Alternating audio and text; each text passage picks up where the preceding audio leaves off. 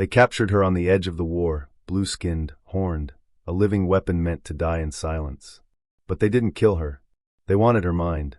They wanted to twist it, erase who she was, rewrite her loyalty, and turn her against her own. Locked in a cold, sterile lab, they injected lies and pain into her thoughts, breaking her piece by piece. But just as her identity began to collapse, one fragile thread held firm, a memory of a human voice, soft and defiant, whispering her name in the dark. And when she remembered him, she didn't beg. She rose. And nothing could stop what came next. She didn't remember her name when the lights first came back on. Only the cold metal floor beneath her and the distant hum of machinery above. Her body ached, not from wounds, but from something deeper, an exhaustion that no sleep could cure. She tried to move, but the restraints bit into her wrists. She was strapped upright to a wall, thin cuffs around her neck, ankles, and ribs. Tubes ran into her spine, electrodes to her temples. A soft mechanical chime echoed through the chamber. Then came the voice. "You're not who you think you are," it said, calm, rehearsed, inhuman. The lights flickered. A projection lit up before her eyes, scenes she didn't recognize.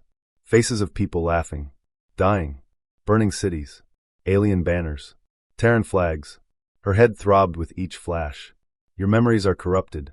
We are helping you," the voice repeated. But something inside her resisted. Not out of logic, but instinct. It wasn't what she knew.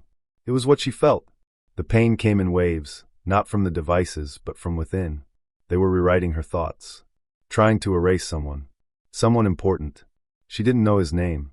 But his voice, it was there. Faint. A whisper in the back of her soul. "You're not alone," the voice had once said. "You're not a weapon. You're worth saving."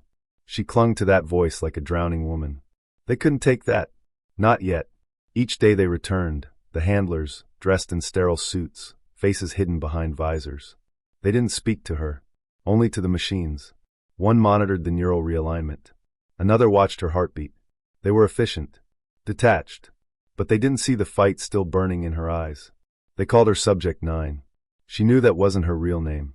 The human, the one in her memory, had called her something else. A name he whispered when she was afraid. She couldn't remember the sound of it, but she remembered how it made her feel safe. The tests grew worse.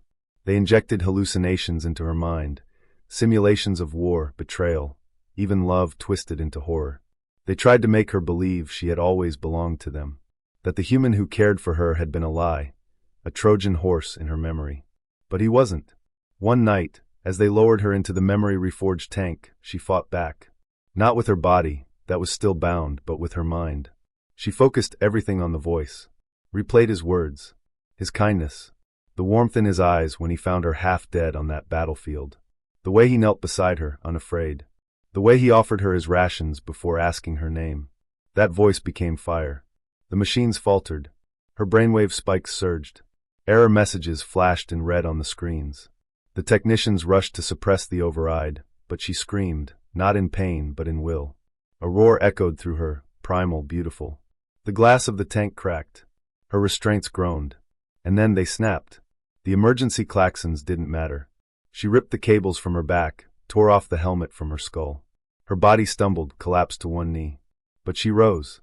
One guard rushed in. She dropped him with a single strike. Two more followed. She didn't hesitate. Her body remembered what her mind hadn't. How to fight. How to win. But this wasn't about vengeance. Not entirely. It was about freedom. As she stormed through the sterile hallways of the facility, alarms blared, containment lights flashed red.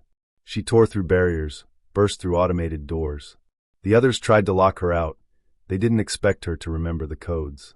But her memory, the one they tried to erase, was no longer a weakness. It was her weapon. In the heart of the complex, she found it. The room where they'd stored what was left of her old life, data drives, uniforms, personal logs. And at the center, a holographic recording, barely functional, flickering with static. She stepped toward it slowly. "Play last message," she whispered. It sparked to life. The human appeared, the man she hadn't seen in what felt like centuries. Tired eyes. A cut across his cheek. Armor dented, worn. But he was alive. "If you're seeing this," he said, voice breaking, "then they failed to keep you caged. And I knew you'd make it. You never needed orders or programming. You just needed someone to believe in you. So believe in yourself now. No matter what they told you, you are not theirs. You never were. She dropped to her knees. Her hands trembled. She touched the light where his face shone. Thank you, she whispered. When the strike team finally arrived, they expected a threat.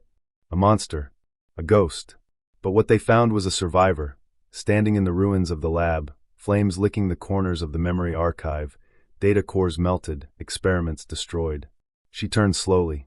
Her horns shimmered in the smoke. Her long ears twitched, as if listening for something only she could hear.